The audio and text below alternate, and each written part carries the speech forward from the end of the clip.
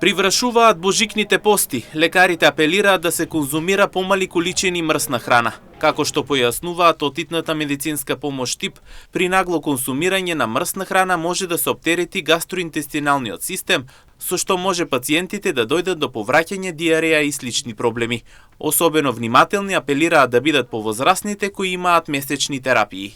Посебен апел до верниците, значи нивните пости мислам дека ќе завршат сега, ако не сум грешка, до Божик и до Бадник. После тоа веќе има нагло изложување на масна храна, кој што може да му дојде шок на организмот, без разлика дали се работи за хроничар, дали се работи за здрав човек, ради тоа што самото изложување на нагло на масна храна може да го оптерети гастроинтестиналниот систем, може да доведе до повраќање, до проливи и појава на гастроинтестинални симптоматологија. Значи, генерално на тоа внимавање, постарата генерација да се ги пијат лековите и да внимаваат на масната и на солената храна. Доктор Томица Наков апелира верниците постепено да се враќаат на мрсната и секојдневна храна.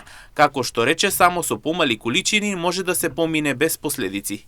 Самата личност да се враќа во нормалната секојдневна исхрана, тоа треба да почне со полека и со помали порции. Значи веќе кога ќе почнеш да јадеш месо, значи да не биде нагло јадење на голема количина на месо, туку тоа да биде постепено, за да го навикнеш организмот и гастроинтестиналниот систем на моменталниот, да кажем, шок што ќе му дојде, што е бил одреден период во абстиненција од таа храна, значи сега кога ќе му ја внесеш пак да не биде оно нагло во огромни количини, па да му дојде како шокова состојба, туку постепено враќање на помали количини, се до нормализирање на секојдневието кај секој индивидуалец. Повеќе зеленчук да се јаде, значи ако веќе имаме пациенти кои што патат од хипотензија, односно со варијации на тензија, тама кои што одат во долната граница, значи во помали количини на помала мерка на самата тензија, тогаш не треба да конзумираат малку и посолена храна.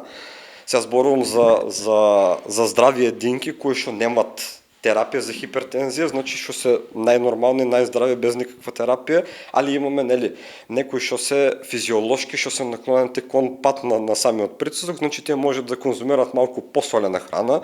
Инаку постите завршуваат веднаш по Бадник, а беа почнати при крајот на ноември.